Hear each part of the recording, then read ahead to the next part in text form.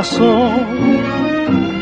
En el alma solo tengo soledad. We're on the eve of the February Revolution of 1917. This will kickstart a series of internal divisions, alliances, and a series of clashes due to the dual power within the Russian Empire. One power, that of the peasants and workers, and the other power, that of the landlords, capitalists, aristocrats, and kulaks. The Russian people had two paths to take: liberal democracy, which would continue the war and slowly approach capitalism, or Soviet democracy, which would end the war and rapidly industrialize the nation using state capitalist methods. We start with our dear leader, Czar. Tsar Nicholas II, you called me? Yes, Vasily, I did. Take a seat.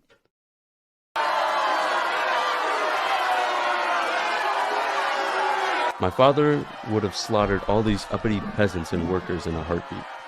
Why don't you try it yourself? Are you stupid, Vasily? Do you not recall 1905? Thousands dead, rightfully so. They hate me. Exactly so. Tsar, I beg you to abdicate. If you want to prevent the revolution and secure the power of the ruling class, look, sir. If you do, Kuehnast will or won't threaten your massive amounts of wealth. He can be our puppet. If you do not abdicate, the Jew socialists will gain further popularity. Perhaps you are right. The Soviets will never win. The workers and peasants are too stupid. They always need autocrats, whether liberal, monarchist, conservative, or social democratic. I, Tsar Nicholas II, abdicate the throne, hereby given it to my good brother, Alexandrovich. I am Alexandrovich. I believe you've done the right thing, Nicholas. Stability is ensured for a long time, and a provisional government will be formed soon enough.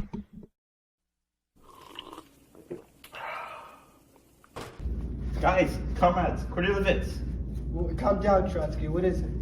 He's organizing troops against the provisional government and Soviets. Damn it. Can't we go to the Americans for help? I'm afraid they've not been too against one another since 1783. Also, President Wilson hates our Gus, Lenin. He's a capitalist. Well, get ready to organize some rowdy workers.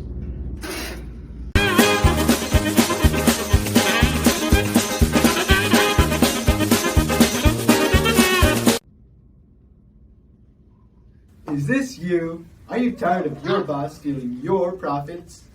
Are you tired of landlords ripping off the lands you work on every day and you only have a few small plots?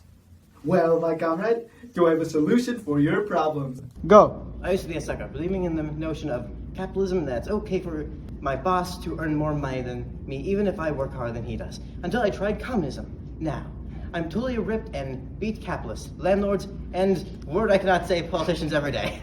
When you ingest communism, democratic centralism occurs in your stomach and muscle development, so that whenever a solution is voted upon your cells, they will vote in favor of what the majority believes is right and sticks to it. No opposition in the process. None at all. Gulag labor camp. Try communism now. Limited time only, from 1922 to 1991. May offer new supplements in the year 2035 in America, Russia, Mexico, or Canada. Offer expires soon. Don't wait, call now.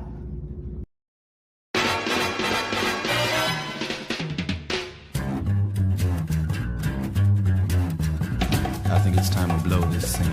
Get everybody in the stuff together. Okay, 3, 2, 1, let's jam.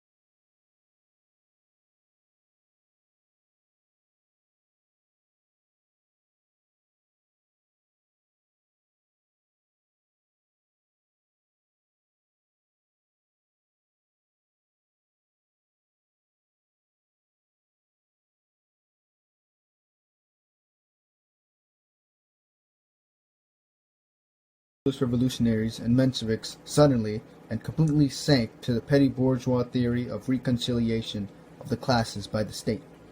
Innumerable resolutions and articles by politicians of both these parties are saturated through and through with this purely petty bourgeois Philistine theory of reconciliation, that the state is an organ of domination of a definite class which cannot be reconciled with its antipode. This petty bourgeois democracy is never able to understand its attitude towards the state.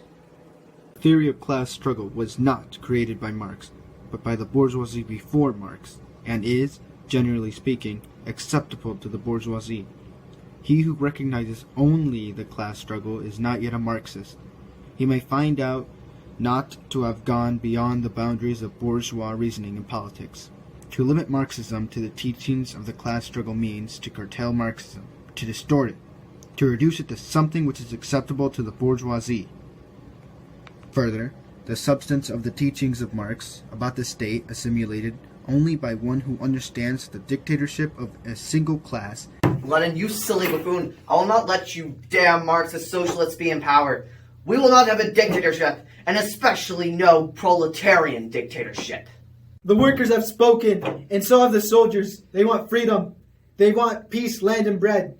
What have you given? An attempted coup attempt by Kornilovitz and increased taxation. Rodzianko, you have no right to speak. You come from a noble family that benefited from the exploitation of the Russian people. When we call upon the democratization of the military, you demand the soldiers be subordinate and follow commands of unelected military generals. To quote John Reed, who was there during the revolutionary struggles in Kornilov affair, a sailor was telling of the end of the Council of the Russian Republic. We walked in there, he said, and filled all the doors with comrades. I went up to the counter-revolutionist Kornilovitz, who sat in the president's chair. No more council, I says. Run along home now. Later on, when important military organs refused to cooperate with Kornilovitz, Kerensky kicked him out as general. After the Moscow Bolshevik uprising, where mass division occurred when military students, called Junkers, opposed the Bolshevik generals and fellow students and soldiers, the arming of the working class in the cities and increased tension between the dual power system between the Soviets and provisional government became unbearable. These conflicting ideologies could no longer share power amongst themselves.